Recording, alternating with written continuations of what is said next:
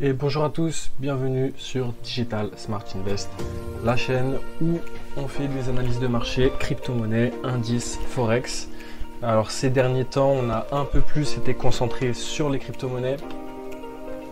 Pourquoi? Parce que écoutez, les marchés indiciels étaient déjà extrêmement partis à la hausse. Donc je pensais pas qu'il y avait de vraies opportunités d'achat dessus. Et au niveau du forex, le forex c'était un petit peu compliqué. Ça reste toujours un petit peu compliqué à trader cette année, étant donné que voilà, donc on a eu le paradigme de 2022 de montée de taux qui facilitait grandement le trading du forex avec les spreads de taux, etc. Donc vous pouvez le retrouver tout ça dans mes anciennes vidéos. Et pour le coup, donc je voyais vraiment de très bonnes capacités de rendement sur les crypto-monnaies. Voilà pourquoi je me suis concentré sur le marché des crypto-monnaies depuis ce retour que j'ai fait sur la chaîne. Et on a eu on a eu donc ces derniers jours une très grosse liquidation, donc je crois une des journées les plus noires sur les crypto-monnaies depuis FTX. Dû à quoi? Dû à un facteur complètement décorrélé des crypto-monnaies. Alors, c'est ça qui est très intéressant de regarder, c'est la décorrélation qu'il y a entre ce mouvement et les facteurs dus à ce mouvement. Donc, si vous voulez, c'est un petit peu un effet papillon sur d'autres marchés, tout le monde parle du carry trade, etc. Donc, il y a eu vraiment des choses qui n'ont rien à voir avec les crypto-monnaies, qui ont eu une incidence sur les crypto-monnaies. Qu'est-ce que ça amène à penser? Ça amène à penser premièrement qu'il y a d'énormes possibilités de rendement qui continuent d'être possibles sur les crypto-monnaies et encore plus sur des actifs qui étaient beaucoup trop chers et qui du coup, c'était un petit peu inutile de les acheter pour le moment et encore plus en marge. Donc on va faire un petit brief sur tout ça. Alors première chose, donc ce que je voulais parler, c'est vraiment cette décorrélation qu'il y a eu entre premièrement le dollar et les crypto-monnaies, la performance des crypto-monnaies. Alors, ce qui est intéressant de regarder, c'est que vous avez donc l'indice du dollar qui a toujours été décorrélé, inversement corrélé, pardon, pas décorrélé, mais inversement corrélé au prix des crypto-monnaies, donc prix du bitcoin, etc., etc. Tout le monde vous dit que le marché des crypto-monnaies va pump. Quand est-ce qu'il va pump? Il va pump lorsqu'il y aura des baisses de taux. Baisse de taux qui influe sur quoi? Sur le prix du dollar. Donc, on a toujours eu cette corrélation inverse entre le prix du dollar et les crypto-monnaies. Qu'est-ce qui s'est passé lors de cette correction? Eh bien, on a eu tout simplement une corrélation complète entre la baisse du dollar et la baisse des crypto-monnaies, chose qui n'est absolument pas logique. Pourquoi? Parce que vos crypto-monnaies sont pricées en dollars, sont valorisées en dollars. Donc, lorsque le dollar baisse, techniquement, les crypto-monnaies devraient moins baisser que le dollar. Pourquoi? Parce qu'on a donc un actif qui peut-être baisse, mais il est valorisé lui-même dans un actif qui baisse. Donc, la baisse devrait être graduellement proportionnelle à soit la stabilité, soit la montée, soit la baisse de l'asset du coup dans laquelle elle est pricée. C'est un petit peu compliqué, mais en réalité, c'est extrêmement simple. Je vais vous montrer sur les graphiques. Donc, on va regarder BTC en futur. On va le comparer au prix du dollar. BTC, futur. Bon, on va pas le mettre en futur. On va le mettre directement en Binance. Voilà, donc, qu'est-ce qu'on a? On a du coup un dollar qui baisse, des crypto-monnaies qui montent. Un dollar qui monte, des crypto-monnaies qui baissent. Un dollar qui baisse, des crypto-monnaies qui montent. Un dollar qui range, des crypto-monnaies qui range. Maintenant, quel est le deuxième facteur qui fait que ces courbes peuvent être inversement corrélées ou corrélées? C'est l'allocation d'actifs, donc l'allocation de ces fameux dollars où il y en a plus ou moins en circulation dans les crypto-monnaies, donc dans par exemple le bitcoin.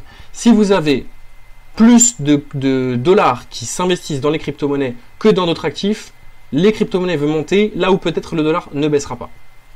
Maintenant, ce qu'on a eu, on a eu du coup un dollar qui a baissé et le marché des crypto-monnaies qui lui également a baissé. Donc, qu'est-ce que ça veut dire? Ça veut dire que la baisse qui a été faite sur les crypto-monnaies n'est pas corrélé aux crypto-monnaies. Donc ce n'est pas parce qu'il y a un protocole qui a été hacké, ce n'est pas parce que les institutionnels ou la smart money ou qui vous voulez ne s'intéressent plus aux crypto-monnaies que ça a baissé. Pourquoi est-ce que ça a baissé? Dû à un élément externe au monde des crypto-monnaies. Est-ce que les métriques des cryptos ont changé énormément avant cette baisse et après cette baisse? Pas du tout. Qu'est-ce qui a changé avant et après cette baisse? On a eu donc certains chiffres de l'économie américaine, mais on a surtout eu donc le changement de paradigme de la Banque centrale japonaise. Banque centrale japonaise qui est quand même la 3e économie mondiale, 4e économie mondiale, qui en plus de ça est un des plus gros marchés obligataires mondial, qui en plus de ça est un des plus gros marchés obligataires mondial en dollars. Donc on avait énormément de liquidités en dollars placées au Japon qui vient d'être vendues. Pour rappel, qu'est-ce que ça nous a fait sur le dollar? Ça l'a fait dump. Et ce genre de choses, c'est des très très gros dumps qu'on peut observer au niveau du marché du Forex. Surtout sur le DXY.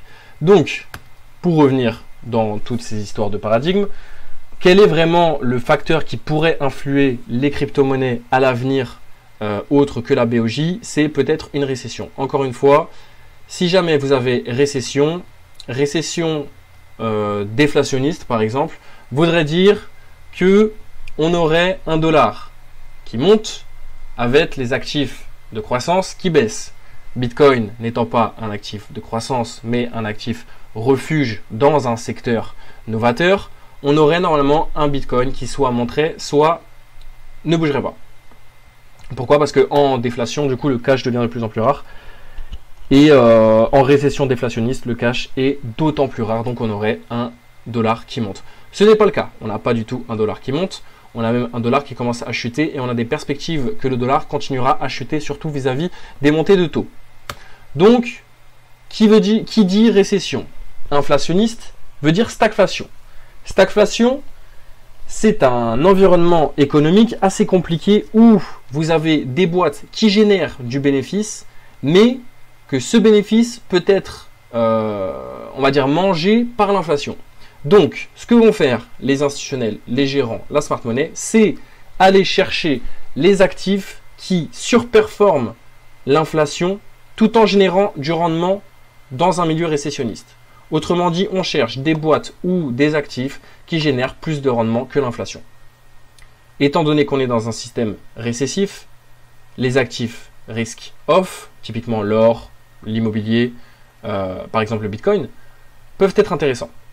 Et les actifs risk-on sont intéressants étant donné qu'on a une inflation et qu'il faut du coup générer du rendement supérieur à l'inflation, mais que l'inflation fait quand même que les prix augmentent. Vous avez du coup toute la liste de ces protocoles qui génèrent énormément de bénéfices. Un bénéfice qui vous permet de surperformer l'inflation dans un milieu récessif, ce qui veut dire aussi que les boîtes et actifs qui génèrent ce bénéfice-là deviennent de plus en plus rares.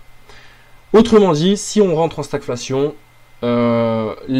certaines crypto-monnaies seront des actifs dans lesquels les gens se réfugieraient. Donc je viens de vous faire un petit topo pour vous expliquer que la baisse qui a eu lieu peut être de niveau en termes chartistes, ça peut être quelque chose de très très bon pour la suite. En termes fondamental, je ne vois pas de raison de m'inquiéter. En termes chartistes, écoutez, le chart, c'est juste des acheteurs et des vendeurs qui doivent se corréler sur un prix. Donc à partir de là, vous regardez Wyckoff, vous regardez tous Dow, je crois que c'était John Doe qui a du coup donc théorisé l'histoire des highs, des lows, etc. de l'order flow. Et vous voyez que, bon, personnellement, l'order flow commence à être baissier sur BTC, mais en réalité, qu'est-ce qu'on a ici? On a en fait une mèche qui nous retourne dans un order block juste avant, donc pré-pump. Order block pré-pump, juste au-dessus de quoi? Juste au-dessus de cette accumulation qui se trouve où? Qui se trouve au niveau de la trading range. Donc, on a fermé tout le gap qu'on avait ici. Très gros pump, très gros gap, hop, tout est fermé. Où est-ce qu'on est parti chercher donc une belle mèche? On est parti à chercher sous les lows. Autrement dit, toutes les positions acheteuses là ont été rachetées. Est-ce que je suis sur BTC? Oui. Donc on voit au niveau de l'open interest, on était ici sur un open interest des plus hauts, donc 20 milliards. 20 milliards d'open interest. Au niveau du haut de ce range, qu'est-ce qu'on a fait? On est parti liquider tout le monde.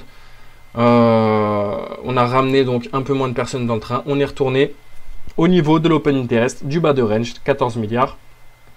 Et au niveau du prix, où est-ce qu'on est? On est passé juste en dessous, donc on est parti liquider juste en dessous des lots de ce fameux range. Au niveau des liquidations, on a eu, donc les liquidations sont un peu pipotées en ce moment, hein, parce que là, voilà, vous avez donc un Bitcoin à 29 000, donc 30 000 $. Donc Bitcoin à 30 000 $, c'est juste ici. Open Interest de 10 milliards, on passe à un Open Interest de 7 milliards.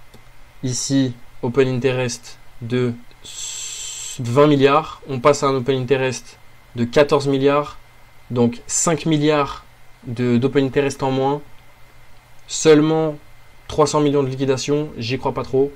Personnellement, je dirais qu'il y a eu au moins 2 fois ce qu'il y a eu là, donc au moins 700 millions de liquidation. Sachant que Binance, on a eu des news comme quoi Binance a réalisé donc sur cette journée-là un des plus gros bénéfices qu'elle ait jamais fait. Binance est quand même payé par des liquidations, donc je doute qu'il y a eu aussi peu de liquidation que ce qu'on nous raconte. Mais pour le moment, ce qu'on voit en tout cas au niveau de l'indice de Fear and Greed, c'était on avait atteint hier les 20, donc Extreme Fear. Aujourd'hui, où est-ce qu'on se trouve? 50.